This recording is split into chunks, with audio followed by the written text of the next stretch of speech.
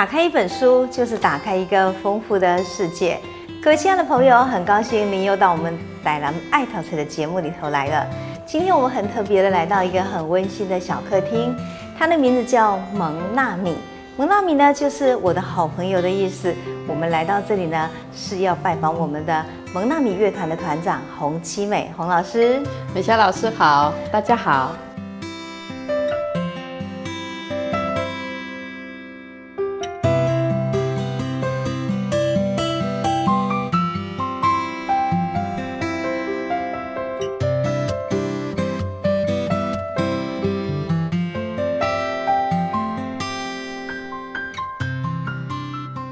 我们要请洪老师跟我们分享一下有关音乐与人生，或是音乐的阅读的故事。老师，我想请问你一下哈，你看摆在后面这个美丽的竖琴，其实我们一般人对竖琴的感觉是哇，那是缪斯的乐器，对不对？然后呢，在神话里面呢 ，Orpheus 也是因为竖琴的关系，所以呢，想让他的妻子听的那个琴声从冥界中再重新回来。不过很可惜，那个悲剧哈，那个竖琴就带给我一个其实很大的一个悲伤。这样的拨弦乐器，其实呢，对我们来说，它有一点像是众神的礼赞啊，或是我们讲说 Rococo 的华丽啊，好像很少人会把竖琴跟一般的生活放在一起哦。但是老师您很特别，你一直希望能借着一个蒙娜米乐团，然后把竖琴放到我们的生活里。我就很好奇，想请问老师哈，这么陌生的竖琴，怎么会变成您当时学音乐的时候的选项哎？在我国中的时候进入音乐班，然后就是需要选一个乐器。那时候竖琴是刚开始发展在台湾，了解。对，然后就觉得这个声音太好听了，我一听到那个声音，我就觉得就是它了，它让我整个心都融化。就感觉好像有一种 Mr. Right 的恋爱的感觉，对，非常，你真的比 Mr. Right 还真的，你真的爱竖琴，你知道吗？非常爱。所以因为这样一幕呢，在当时台湾，因为竖琴刚刚升起，它的风气的学习，所以也大概很少有老师可以让你觉得好像可以学到一个更高阶的一个技巧。所以你的比较好的竖琴的学习阶段应该在国外完成，对不对？对。那当时您是什么样的机缘，然后到这个法国去？而且你很厉害，你还是那个法国当时巴黎音乐院里面的第1名毕业耶。老师，你可以跟我们谈一谈你当时在学竖琴的经验吗？好，在台湾念到高中毕业，大学念1年，就觉得应该要到国外去。对。然后在那个年代，就是竖琴非常好的地方是在巴黎哦。巴黎有很好的竖琴老师，有竖琴家，还有那个作曲家都在巴黎。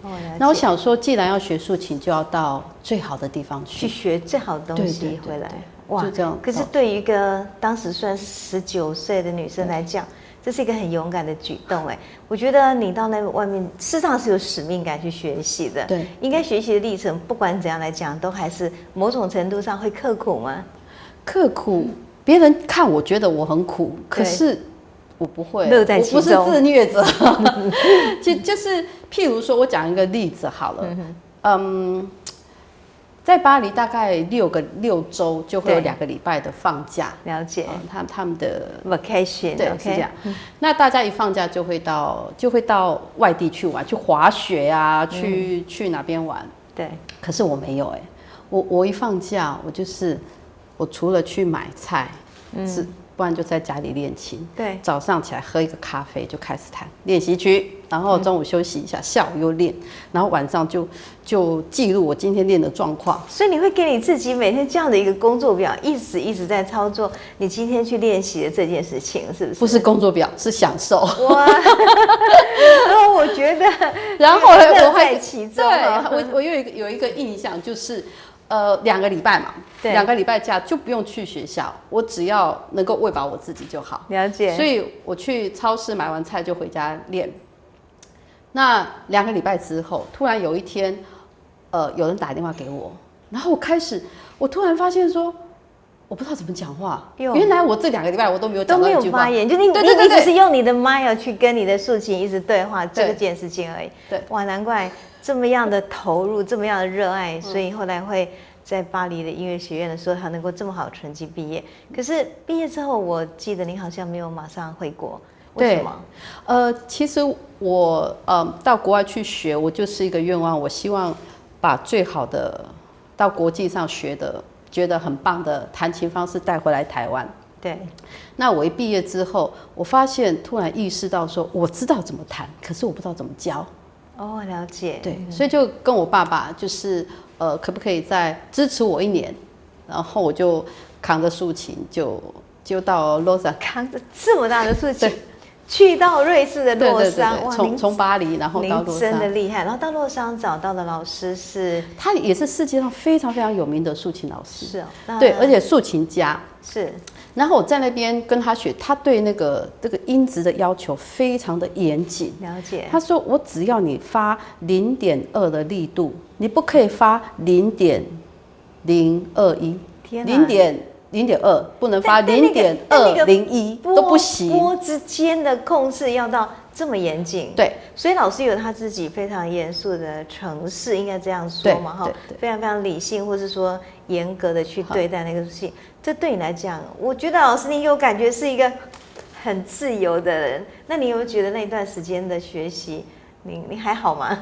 其实我的本质是很严谨的，我是到巴黎才开始让自己可以有一个自由、蛮有的 freedom 的这样子。对，这个老师他对要求是非常严谨的，所以这对于我来说，学习严谨也非常好。可是我希望有我自己可以表达的空间。对，所以我学了一阵子之后，我发现说，好像我需要再去找别的老师。所以就说，其实也这样讲说，对那老师来讲，他给你一个尺度。对。但是经过这样尺度一个沉淀之后，你反而可以从这样的尺度中再去跳跃，属于找到自己的风格。对，那你怎么去找到另外一位影响力蛮大的老师呀？就是在那个过程当中，我觉得我不知道怎么弹琴了，因为就是非常多的规矩在里面。了解。对，然后后来我就突然回忆起。我在以前巴黎的时候，曾经听到有一位竖琴演奏家叫莫黑蒂，对，他弹的音乐他跟其他的竖琴家不太一样，对，就是大部分竖琴家就是我技术很好，音乐情绪起伏非常好，对。可是这个竖琴家他弹到我的心，他的音乐是进入我的心的，我觉得很厉害，他怎么做到？我觉得也要你能听得懂呀，真的。然后就听到一个真的他的音乐，听到你心里的老师，所以后来您就追随那个老师去做学习嘛。我就去找他，对，他就把我介绍给他的老师。了解。然后我就竖琴又从那个瑞士洛桑呢，然后就开始搭火车，又搭到里昂去。里昂，就是在法国的南部。了解。到里昂。所以呢，因为这样缘故，你当时在学习的这个，应该算最后阶段的这个老师，他给你最深刻的启发跟感动是什么？这个老师，我觉得他把竖琴当成他生命的一部分，他是用整个身体、整个心灵的自由在弹琴，所以跟他上课只有一个音，各位只有一个音，什么意思就是这一条琴弦呢，就拨那个音。我从这个地方，从不同地方出来，它发出来的音质是不一样的。光这个音一天练6小时。然后呢？就是一个哆哆，对，同样一个哆，对，这样子对，所以我觉得它好像有一点繁华落尽，间真纯的让你去束缚感受那个音，因为你的指拨的力道不同，对，位置不同所产生的旋律，对，情感不一样，还包括呼吸，对，包括做的力度，对。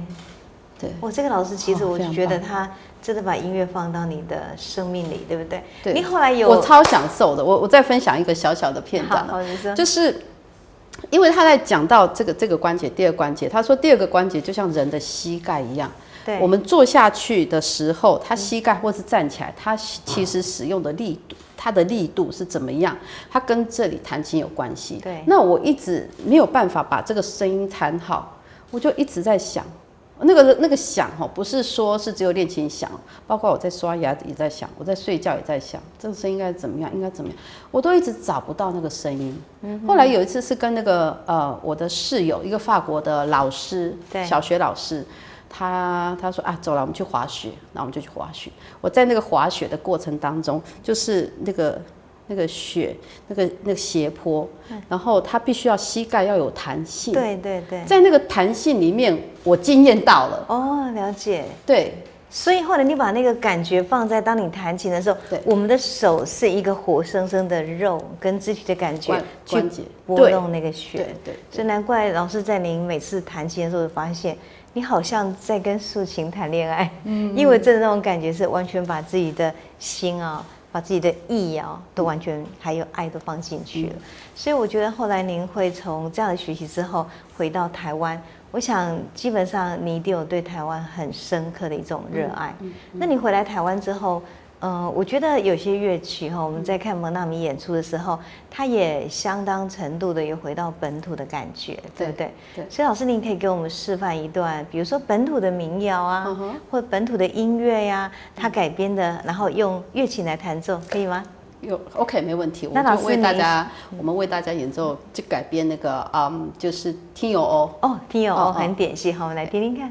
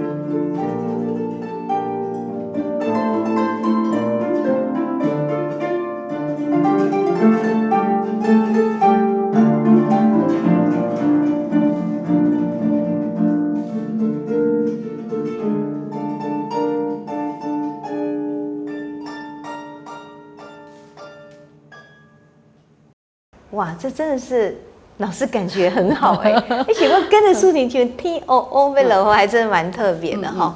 那因为我觉得其实呢，我们刚刚在这个听这个听哦的时候，我们发现竖琴哈，因为它的琴弦非常的多，对，所以当它在表达说是一架、两架、三架，它在整个轮弹的时候，它就有很丰富的一种力道。我这样觉得，也就因为这样缘故呢，当你的竖琴一直摆开的时候，它其实可以诠释各种不同的曲风，对不对？对。所以在这么多的曲风里头，老师您也可不可以帮我们选一种曲风，然后让我们喜欢竖琴的人也来听一听呢？ OK， 好，我们再为大家介绍的另外一个曲子叫做 Baroque Romantique， 就是巴洛克Flamingo 舞曲哦。那这首曲子巴洛克，它就是在300多年前的一个音乐的一个时期。对。那这首曲子是那个法国的一个作曲家叫他的一段旋律。对。然后当代的一个美国的竖琴家，他喜欢这段旋律，就把它放在这个曲子里面，然后再加上他很有名的 Flamingo 的那种曲式，就穿插起来的。所以在这首曲子，我们可以听到300多年前巴洛克的作品，对，然后也可以听到现代的 Flamingo 的那种热情。哇，听得真迫不及待了，我们要听听看这个乐曲了哈。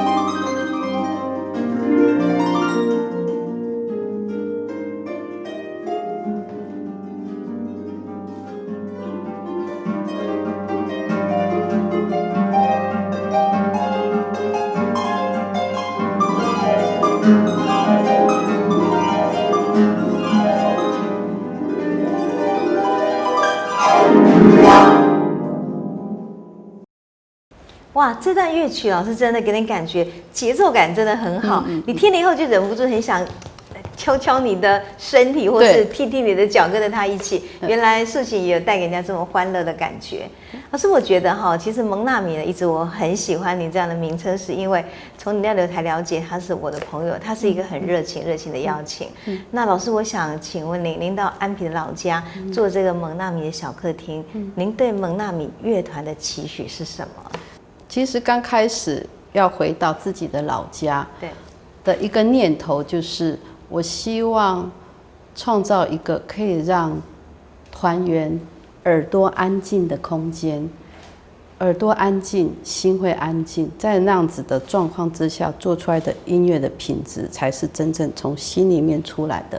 哦，了解。好，那回来之后，爸爸很好，因为其实这个空间本来是工厂，了解。那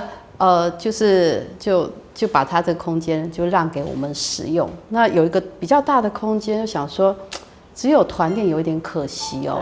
那这个地方大概可以坐个30-40个人。那想说，那给团员一个安静、安心、耳朵干净的空间，我是不是还可以跟更多的朋友分享？哦，了解。所以一个分享的观念就出去了。对。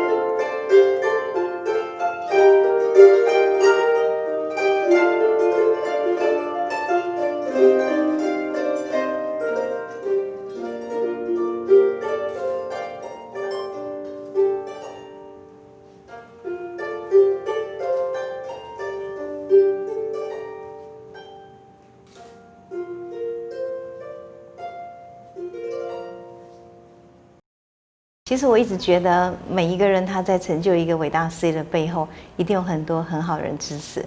我记得你父亲好像当时你回来的时候带你去学太极拳，然后呢，爸爸告诉你，重道的哲学就是你要倒退走，然后呢倒退呢，慢慢的沉浸之后，它反而是一个进步，倒退一步就是进一步的感觉。对，所以我觉得这样的家人支持也让你有很好的力量去做这一件事情。那我们今天在胆人爱讨陈老师，你也推荐了我们的朋友一本，就是这个稻盛和夫的这一个很好的一本书。为什么想要推荐这本书给我们的所有的朋友呢？这个是一个经营之神啊，日本的经营之神。其实我对商业一点没有这样子的经验跟经历。那我是在好几年前，我看了一个杂志介绍他在他退休以后，可是他本来是做那个就是瓷器的，金瓷。对，可是他退休之后，70几岁，他已经退休了。可是呢，那时候的日航，就是几乎就是下市，然后几乎就是要DV 要解体了。对，所以想把日航救起来，因为我觉得他有一种很强烈的日本的荣誉感，对不对？他觉得日航基本上应该算日本的一个 mark。对，那他讲的一个他就一直问自己，我到底要不要来？人家说你不要来救，对，因为你已经就是一辈子有这么辉煌的成绩，你这件你对日航空公司又不懂，你为什么要做这件事情？他讲的3点很让我那个时候看到，我就觉得这个人我很感动。对，他说第一点，如果说这个在那个时候的日本的经济状况不好，如果日航也没有了，这对日本的年轻人跟日本的人民来说也是一个很大的伤害。对，好，这是第一点。第二点呢，就是有一些人他也是很想在日航好好的奉献。是，那这样子的人，我希望再把这些人，就是让他们可以生活的下去，也不至于失业。我觉得他也有那种社会企业的概念在那边。对，然后第3个原因，他说，当一个国家，譬如说航空公司是很重要，当一个国家只有单一个航空公司，它有可能大了。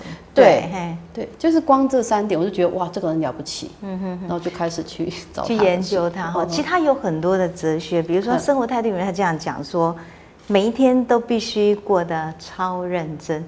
我觉得真像您哎，每天都很努力。然后呢，不管是学琴或教你的学生，他还有一句话这样讲哦：要彻底爱上你的工作，这是借由工作使人生变得非常丰富的唯一的方法。对，所以呢，我想说，在最后想请问老师，我知道很多的孩子，尤其是台南小孩，他们都学音乐，走过这段音乐的历程，不知道老师，假设有个孩子到你面前跟你说，老师，我想学音乐，你给他最好的建议是什么？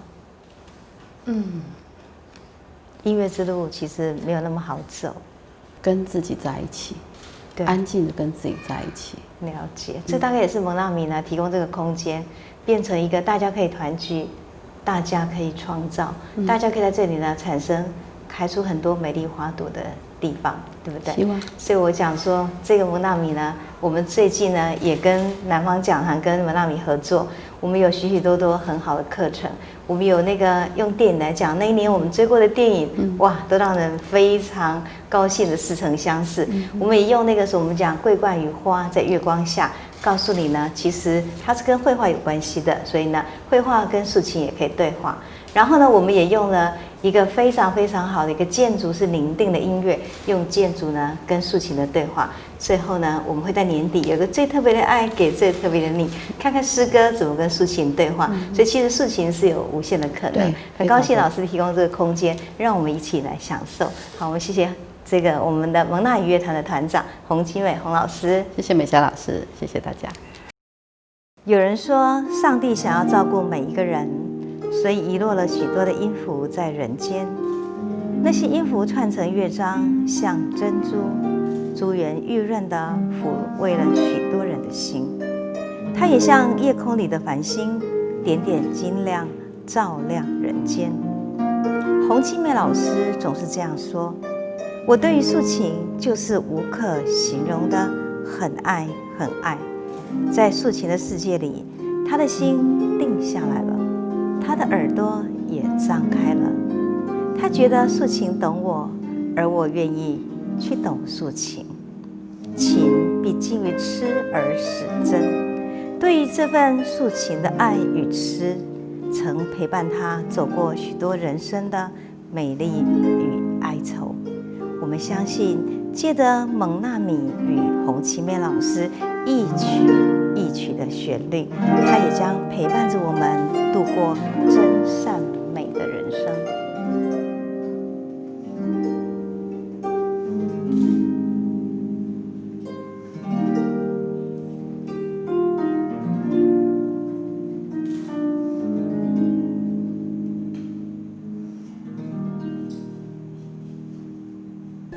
风花树头飞，阮的心情对你走相找。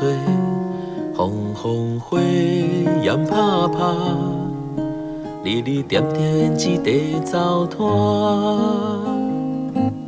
春花红红插头丛，碰棍青青遐大丛。风来片片人乌蝶。浮城上水看一丛。